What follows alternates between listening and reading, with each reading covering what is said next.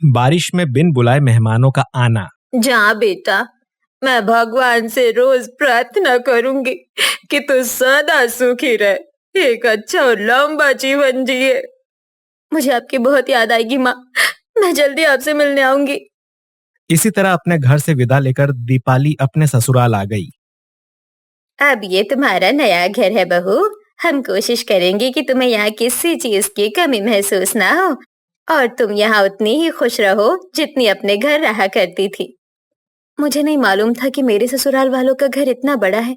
इतने बड़े घर में सिर्फ 5 लोग रहेंगे। दीपाली अपने नए घर को देखकर हैरान थी।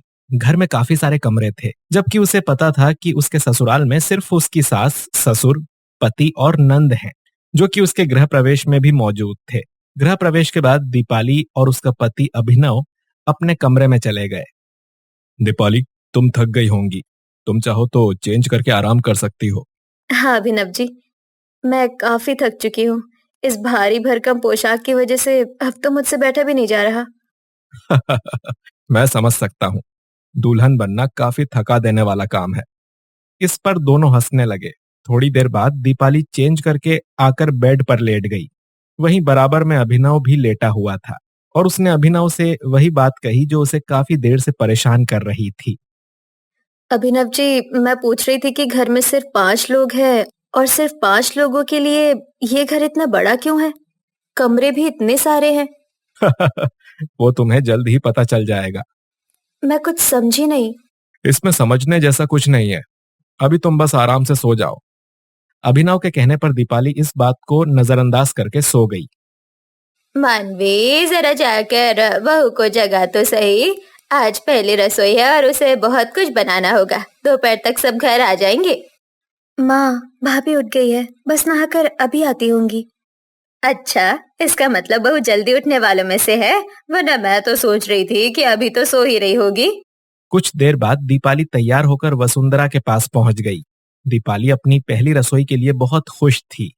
उसके चेहरे से ही उसकी खुशी साफ नजर आ रही थी। बहू बड़ा चमक रही है, किसी की नजर न लगे। शुक्रिया माँ जी। आज तेरी पहली रसोई है और मेहमान भी आने वाले हैं, इसलिए हमें जल्दी ही खाना बनाने के लिए लगना होगा। कौन से मेहमान माँ जी? अरे बेटा, मैं तुझे सारी बात बताती हूँ। मेरे जेठ, जेठानी, ननद, नंदोई, देवर, देवरानी, उनके बच्चे, पूरा परिवार शुरू से एक दूसरे के साथ रहना पसंद करते हैं। अच्छा, तो क्या इसलिए ये घर इतना बड़ा है? हाँ, इसीलिए ही हम सभी के घर इतने बड़े बने हुए हैं और हमेशा चहल पहल से भरे रहते हैं। तो वो सब आ रहे हैं और उनका खाना भी बनेगा। सबको तेरे हाथ का खाना खाने की बड़ी उत्सुकता है। अभी थोड़ी देर पहले दीपाली के चेहरे पर जो चमक थी वो पूरी तरह से चली गई। उसने कभी नहीं सोचा था कि ससुराल के पहले दिन ही उसे इतने सारे लोगों का खाना बनाना पड़ेगा। साथ ही उसके पास और कोई चारा नहीं था। इतना सारा आटा? हाँ बहू, अब इतने सारे लोग हैं तो आटा भी इस हिसाब से ही होगा ना। अभी तक मैं सबके लिए इतना खाना बनाया करती थी और अब ये जिम्मेदारी तुझे लेनी होगी। एक बड़े तसले में भरे आटे को देखकर ही दीपाली की हालत खराब हो रही थी और वो ये जानती थी कि ये बस शुरुआत है। वसुंधरा ने उसे बड़े जग में पानी भरकर दिया और फिर दीपाली ने आटा गूंथना शुरू किया। हे भगवान, मैं इतना सब कुछ कैसे बनाऊंगी? मुझसे तो आटा तक नहीं गूंथ पा रहा। मैं रोटियां कैसे बनाऊंगी? भगवान जी, आप ही मेरी रक्षा कीजिए। बहू, अब मैं चलती हूँ। अगर किसी चीज की जरूरत पड़े तो मुझे बेझिझक आवाज देना। इतना कहकर वसुंधरा रसोई में चली गई। अब दीपाली उस बड़ी रसोई में अकेली बैठी हुई आटा गूंथ रही थी। इतना सारा आटा गूंथने की वजह से उसके हाथों में भी दर्द होने लगा। मैं ये सब नहीं कर सकती, ये बहुत ज्यादा है। सिर्फ आटे ने ही मेरे हाथ सुन्न कर दिए। मैं बाकी काम कैसे कर पाऊंगी? अभी तो मुझे दाल, चावल, सब्जी, पूरी और मीठा भी बनाना है। बेचारी दीपाली अब बेबस होकर खाना बनाने में लगी रही। उसने ढेर सारे दाल और चावल चुने, उसके बाद ढेर सारी सब्जियां काटी। अभी तक कुछ नहीं पका था और दीपाली पूरी तरह थक चुकी थी। वहीं एक एक करके सारे मेहमान भी पहुंचते जा रहे थे। अरे ये क्या बहू, अभी कुछ नहीं बना? चावल भी भीगे हुए हैं, खाना कब बनेगा? माँ जी, मैं पहली बार इतना खाना बना रही हूँ। ऊपर से कोई नहीं है मेरी मदद करने के लिए। अब ऐसे में समय तो लगेगा ही ना। अरे बहू, तू भी ना, सिर्फ खाना बनाने ही तुझे इतना मुश्किल लग रहा है। चल कोई नहीं, मैं तेरी मदद कर दूंगी। लेकिन अभी तू ये सब छोड़ और बढ़िया सी 12 कप चाय बना। तेरे चाचा ससुर और बुआ सास का परिवार आ चुका है। क्या? अब मुझे सबके लिए चाय भी बनानी होगी? अरे इतना क्यों चौंक रही है? सिर्फ चाय ही तो बनानी है, उसमें क्या है। दूध गैस पर रखो, चीनी डालो, पत्ती डालो, थोड़ी देर पकाओ और लो, बन गई चाय। अब जल्दी से बना, इतने में उनके साथ बैठती हूँ। अब दीपाली का एक काम और बढ़ गया।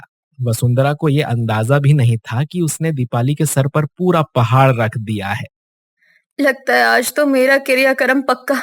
अरे नहीं, ये मैं कैसी बातें कर रही हूँ। चलो पहले इन सबको चाय ही पिलाई जाए।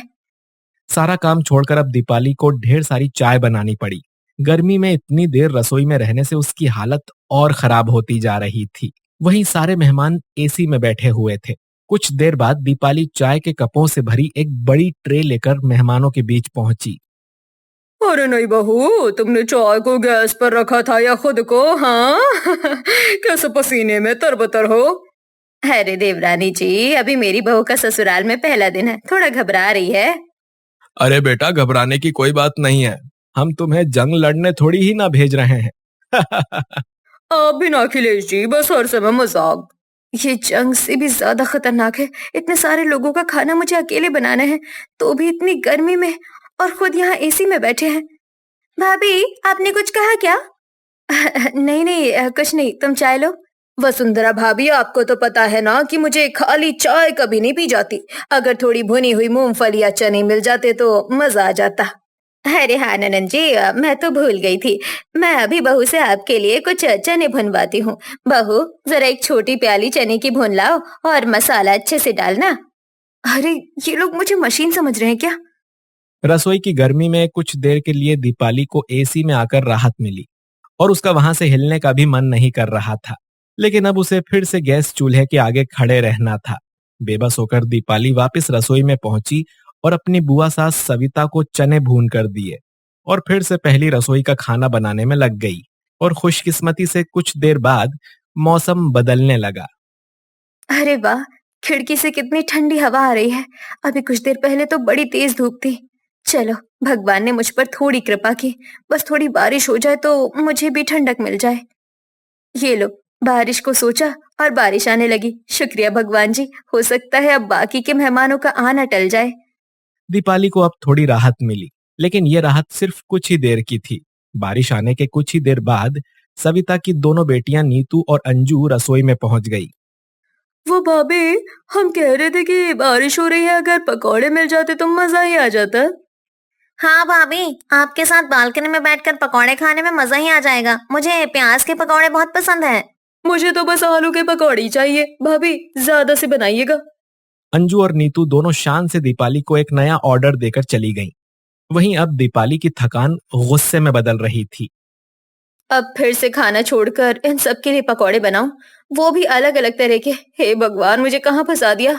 मैंने तो छोटा सा परिवार मांगा था, लेकिन मुझे पूरा मोहल्ला मिला है। अब बेचारी दीपाली ने सबके लिए आलू प्याज काट कर उनके पकौड़े तले। कुछ तेल के छींटों से उसका हाथ भी जल गया, लेकिन उसका काम नहीं रुका। थोड़ी देर बाद बारिश में ही उसके ताया ससुर का परिवार भी आ पहुंचा, जिन लोगों की अपनी ही अलग फरमाइशें थीं। ये लोग तो एक के बाद एक फरमाइश किए जा रहे हैं। मुझे लगता है मैं आज अपनी पहली रसोई का खाना बना ही नहीं पाऊंगी। कैसी हो छोटी बहू? मैं तुम्हारी जेठानी। अभी तक पूरे घर में सिर्फ मैं ही अकेली बहू थी, लेकिन अब तुम भी हो, इसलिए अब मैं बड़ी बहू बन चुकी हूँ। अरे, तुम तो बड़ी मुरझाई हुई लग रही हो, क्या बात है? मैं बहुत थक गई हूँ भाभी। अरे मैं समझ गई, जरूर तुम इतने सारे लोगों का खाना बनाते बनाते थक गई होगी। शुरू में मेरी भी यही हालत हुई थी, लेकिन बाद में आदत बन गई। चलो, मैं तुम्हारी मदद कर देती हूँ। वैसे भी मुझे पता है कि हमारे ससुराल वाले कितने खाने पीने वाले लोग हैं। श्रुति की यह बात सुनकर दीपाली के चेहरे पर थोड़ी मुस्कान आई। अब श्रुति उसके साथ सभी चीजें बनाने में मदद कर रही थी कि तभी उसकी सास रजनी रसोई में आई। अरे बहू, तू यहाँ है और मैंने तुझे सब तरफ ढूंढ लिया। नमस्ते। अरे नमस्ते नहीं बहू, नमस्ते। कहिए, क्या बात है माँ जी? अरे मैं तो बस ये कहने आई थी कि रोहन को भूख लग रही है, और तू तो पहले ही रसोई में इस तरह लगी हुई है जैसे तेरी पहली रसोई की रस्म हो। माँ जी, मैं बस दीपाली की मदद कर रही थी और कुछ नहीं। और आप चिंता मत करिए, मैं रोहन के खाने का भी इंतजाम कर देती हूँ। ये सुनकर रजनी वहां से चली गई। अब इसी तरह श्रुति की मदद दीपाली की पहली रसोई का खाना बनकर तैयार हो ही गया। दोनों बहुओं ने मिलकर सबको खाना परोसा और टेबल पर बैठे लोगों को देखकर दीपाली को ये पता चला कि परिवार सच में कितना बड़ा है। इसी तरह अब कुछ दिन गुजर गए। भाभी, हमारी कुछ सहेली आपसे मिलने आ रही है और बारिश का मौसम है तो मैं सोच रही थी कि आप ना थोड़े समोसे बना दीजिए। अरे समोसे तो मेरी सहेली को बहुत ज्यादा पसंद है, तो वो तो उन्हें देखकर मोटू बन जाती है। समोसे तो मुझे भी बहुत अच्छे लगते हैं और अगर बारिश हो रही हो तो कह रही क्या है। ठीक है, तुम लोग जाओ, मैं समोसे बनाने की तैयारी करती हूँ। पहले ही लोग कम है क्या, जब बिन बुलाए मेहमान भी आ रहे हैं। जब से इस घर में आई हूँ तब से एक पल को सुकून नहीं मिला मुझे। अब इनकी सहेलियों के लिए समोसे बनाओ, थोड़ी देर बाद कुछ और फरमाइश हो जाएगी। दीपाली गुस्से में खौलती हुई रसोई में समोसे बना रही थी। वहीं उसकी सारी नंदें आराम से बैठी हुई बातें कर रही थीं। रसोई का काम निपटाने के बाद दीपाली को पूरे घर की सफाई करनी पड़ी। और कितना घसीटना होगा इस झाड़ू को, इस तरह तो ये एक ही दिन में पूरी घिस जाएगी। अरे दीपाली, तुम सफाई कर रही हो? जरा मेरे कमरे की भी कर देना। मेरे भतीजे रोहन ने उसमें सब तरफ कचरा फैला दिया। हाँ, जैसे मैं तो इस घर की अकेली नौकरानी हूँ, एक कमरा भी खुद साफ नहीं कर सकते ये लोग। बहू, आज अभिनव घर पर नहीं है, इसलिए तुझे ही सब्जी लानी पड़ेगी। मानवी तेरे साथ चली जाएगी, तुझे जो अच्छा लगे ले आना। तो अब बाहर का काम भी मुझे ही करना होगा, वो भी बारिश में। चलिए भाभी, क्या सोच रही हैं? सबके लिए खाना बनाना है, जल्दी चलिए। अब दीपाली को मानवी के साथ बारिश में ऑटो में बैठकर मंडी तक जाना पड़ गया। वहीं सारी सब्जियां खरीदने के बाद उसे उन्हें पकाना भी था। अब रोज इसी तरह सिलसिला जारी था। मेरे तो हाथ ही दर्द करने लगे, कितना सारा सामान है। भाभी, सब ने कुछ ना कुछ मंगवाया ही है और अभी तो हमें नीतू और अंजू के लिए भी कुछ कपड़े खरीदने हैं। भाभी ने भी रोहन के लिए कुछ खिलौने लाने को बोला था। आप सब लोग इतना सारा काम करके थकते नहीं हैं? हम पूरे 4 घंटे से बाजार के अंदर हैं और अब तो मेरे पैर बहुत सुन्न होने लगे हैं। भाभी, परिवार हमारा है इसलिए हमें आदत हो चुकी है। हम इसी तरह रहते हैं, धीरे धीरे आपको भी आदत पड़ जाएगी। आदत? मुझे तो लगता है कि तुम सबकी खातिरदारी करते करते मेरा राम नाम सत्य हो जाएगा। अरे नहीं, ये मैं क्या सोच रही हूँ। अब इसी तरह दीपाली ने सेजल के साथ आगे की शॉपिंग भी की। दीपाली की थकान देखकर अब उसके ससुराल वालों को यह समझ आ गया था कि अभी उससे इतना सारा काम कराना ठीक नहीं है। इसीलिए मानवी और श्रुति रसोई के काम में उसका हाथ बटा दिया करती और धीरे धीरे अब उसे भी इस सब की आदत पड़ने लगी।